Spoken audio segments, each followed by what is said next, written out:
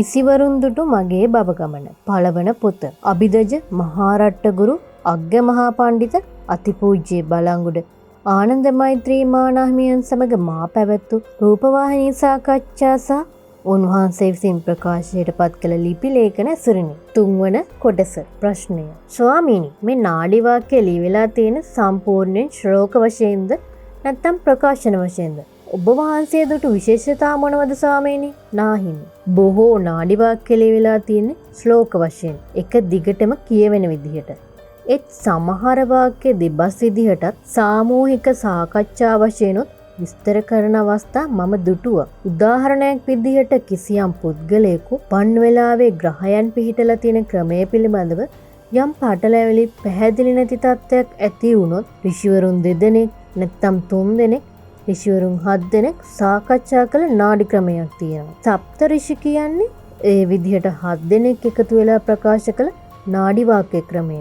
ශිව පාර්වතී නාඩි වාක්‍ය කියන්නේ ශිව සහ පාර්වතී යන දෙවිවරුන් 2 දෙනා එකතු වෙලා ප්‍රකාශ කළ නාඩි වාක්‍ය ක්‍රමයයි. ශිව පාර්වතී දෙවිවරුන් 2 දෙනාගේ සංවාද සහිත නාඩි වාක්‍ය ක්‍රමයක්ද තියෙනවා. කර්දම මුංග, බ්‍රහ්ලාද, බලි, ජනක කියන ඍෂිවරුන් 5 දෙනෙක් එකතු වෙලා පවත්වන ලද සාකච්ඡා ඇතුළත් නාඩි වාක්‍ය ක්‍රමයක්ද තියෙනවා. මේ සංවාද මණ්ඩලයේ සභාපති ලෙස සූර්ය නම් දිව්‍ය පුත්‍රයෙක් කටයුතු කරලා තියෙනවා. එම නිසා එම නාඩි වාක්‍ය සූර්ය නාඩි නමින් හැඳින්වෙනවා. සූර්ය සංහිතා නාඩි වාක්‍ය චන්ද්‍රකලා නාඩිය නමින් හැඳින්වෙන නාඩි ක්‍රමයක්ද තියෙනවා. සංස්කෘත බසින් ලියවිලා තියෙනවා. එම නාඩි ක්‍රමයේ මහා බ්‍රහ්මයා විසින් ප්‍රකාශිත බව එම නාඩි වාක්‍යවල ඇති ශ්ලෝකයක දැක්වෙනවා. සංවාද පිළිබඳ කියනකොට බ්‍රහ්මයා ඍෂිවරුන් අතර සංවාදත්, පාර්වතී ඍෂිවරුන් අතර සංවාදත් සහ ඍෂිවරුන් අතර ඇති වූ සංවාදත් දක්නට ලැබෙනවා. තවත් විශේෂ නාඩි ක්‍රමයක් තියෙනවා. එය හැඳින්වෙන්නේ අගස්ති කමල මුනි වාක්‍ය කියන නමින් රේඛා ශාස්ත්‍රය මුල් කරගෙන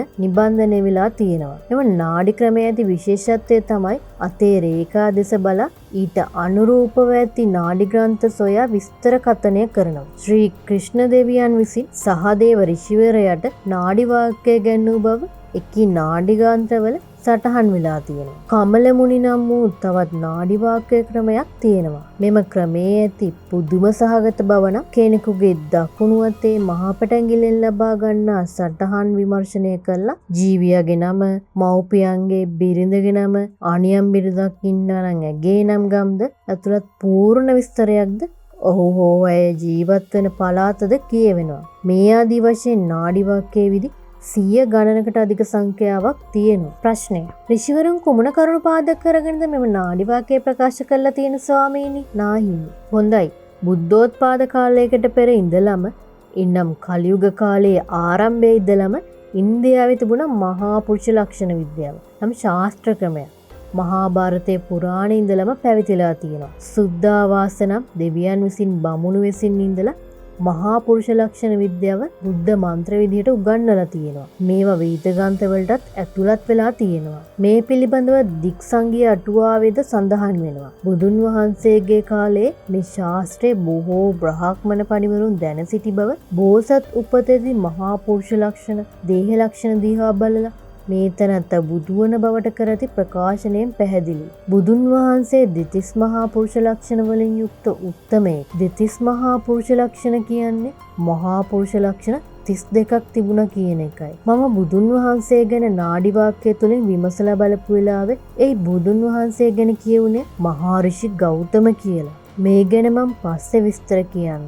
නාඩි වාක්‍ය ලියලා තියෙන්නේ කෙනෙකුගේ මහා පුරුෂ ලක්ෂණ එකක් හෝ වැඩි ගණනක් තියෙනවා නම් විතරයි. ඒ අනුව ඔබට නාඩි වාක්‍ය කියවා ගැනීමේ වාසනාව ලැබුණා නම් ඔබ තුල මහා පුරුෂ ලක්ෂණ එකක් හෝ කිහිපයක් තියෙන පින්වතෙක්. මහා පුරුෂ ලක්ෂණ ශරීරාංග ඇතුළතින් පමණක් නෙවෙයි, මනසින් ගති ලක්ෂණද ඇතුළත්. මෙත්තා, කරුණා, මුදිතා, උපේක්ඛා ආදී ගුණයන්ද මහා පුරුෂ ලක්ෂණ වලට ඇතුළත් වෙනවා. මේ මහා පුරුෂ ලක්ෂණ විද්‍යාව බුද්ධ පරිනිර්වාණයෙන් පසු අභාවයට ගිය බව හැඟෙනවා. බෝධිසත්වයන්ගේ පමණක් නෙවෙයි, බෝධිසත්වයන්න් වහන්සේගේ මෞද්දමාපියන්ද මහා පුරුෂ ලක්ෂණ වලින් යුක්ත අයයි. ඒ අයගේද අංග සම්පූර්ණ විස්තර නාඩි වාක්‍යවල ලියවිලා තියෙනවා. ප්‍රශ්නය. ස්වාමීනි, ඔබ වහන්සේ ප්‍රකාශ කළා ජ්‍යොතිෂය ආයුර්වේදය මේ ලොවට දායාද කළේ මේ ඍෂිවරුන් වහන්සේලා කියලා. ඒ පිළිබඳව අපි දැනගන්න කැමතියි ස්වාමීනි. නාහිමි. අද කාලේ අපේ ජ්‍යොතිර්වේදීන් නොඑක් තාක්ෂණ උපකරණ පාවිච්චි කරලා තමයි ජීවිත විස්තර පැහැදිලි කරලා දෙන්නේ. ඒත් මීට අවුරුදු 5000කට 6000කට පෙර මෙවැනි උපකරණ කිසිවක් තිබුණේ නැහැ. ඍෂින් වහන්සේලා මේ සියලු විස්තර ඔවුන්ගේ අධිමානසික බලයෙන් ඍෂි බලයෙන් තමයි විස්තර පුරෝකථනය කළේ. මෙම ඍෂින් වහන්සේලාට ශක්තිය හැකියාව තිබුණ වෙනත් ඕනෑම වස්තුවකට තමන්ගේ මනෝකායින් ආරූඪ වෙලා ඒ වස්තුවේ ඇති භෞතික ස්වභාවය විස්තර කරන්න විග්‍රහ කරන්න. ඒ විදිහට ඍෂින් වහන්සේලා වෙනත් ග්‍රහලෝක හිරු සඳු බ්‍රහස්පති සිකුරු ආදී ග්‍රහ වස්තුන්ට ආරූඪ වෙලා ඒ ග්‍රහලෝක වලින් පිටවන තරංග ප්‍රමාණය ඉන් මේ ලෝකයට පමණක් නෙවෙයි ඒ ග්‍රහලෝක කෙරෙහි ඇතිවන බලපෑමද විස්තර කරලා තියෙනවා. සත්ත්ව කොට්ටාස් වලට පමණක් නෙවෙයි ගහකොළ මල් පළතුරු ආදියටත් ග්‍රහලෝක වලින් ඇතිවන බලපෑම ගැනත් විස්තර කරලා තියෙනවා. ග්‍රහ වස්තුන්ගේ බලපෑම වගේම මේ ලෝකයේ තියෙන ගහකොළ පිළිබඳවත් ඍෂීන් වහන්සේලා විසින් විස්තර කරලා තියෙනවා. කිසියම් ගහකට පැලෑටියකට උන්වහන්සේලා ආරූඪ වෙලා ඒ ගසේ පොත්තෙන් අරටුවෙන් මුල් වලින් මල් වලින් පොතු වලින් ගෙඩි වලින් කොළ වලින් මේ ආදී සියලු විස්තර ග්‍රහණය කරගෙන උකහාගෙන ඉන්න ඇතිවන ශක්තිය පිළිබඳ අවබෝධයක් ලබාගෙන ඒ ආශ්‍රයෙන් විවිධ රෝග වලට ඖෂධ වර්ග නිපදවන ආකාරයත් තේරුම් කරලා දීලා තියෙනවා.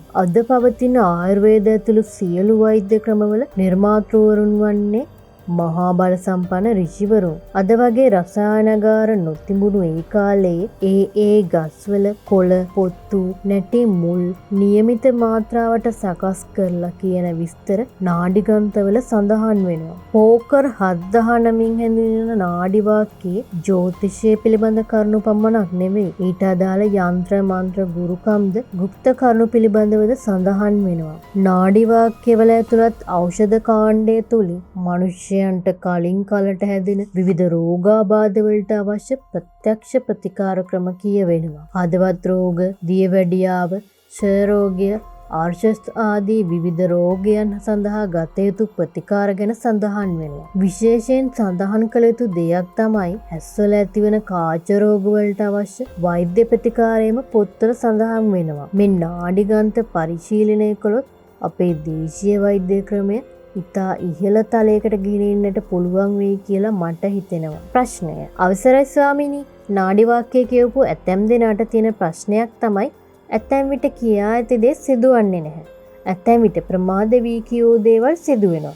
මේ විදිහට වැරදීම් සිදු වෙන්නේ කොහොමද ස්වාමීනි? නාහිමි. ඔය වගේ සිද්ධි මීට පෙර කීප දෙනෙක්ම මගෙන් ඇහුවා. මේ ගැන මම නාඩි කියවීම තුලින් විමසුවා. මීට ඉස්සර වෙලා මම කියපු විදිහට මීට අවුරුදු 5000කට 6000කට පෙර සිටි ඍෂීන් වහන්සේලා තමයි මේ අනාගත වාක්‍ය නාඩි වාක්‍ය කියලා තියෙන්නේ. මේ ඇත්තෝ තමන්ගේ ගෝලයන්ට මේ නාඩි වාක්‍ය ශ්ලෝක වශයෙන් කටපාඩම් කරවලා තමයි මෙම නාඩි වාක්‍ය පරම්පරාවෙන් පරම්පරාවට රැකගෙන ඇවිල්ලා තියෙන්නේ. කටපාඩමින් ගෙනෙනකොට වැරදීම් සිදුවීමට තියෙන ඉඩකඩ වැඩි. කොටිම මුලින්ම කටපාඩම් කරපු කෙනා වැරදි වචනයක්, වැරදි වාක්‍යයක් පාඩම් කරගෙන තිබුණා නම් ඊළඟ කෙනා පාඩම් කරන්නේ එම වැරදි වචනය. වැරදි වාක්‍ය ওই විදිහට පරම්පරාවෙන් පරම්පරාවට එනකොට වැරදීම් වැඩි වෙනවා.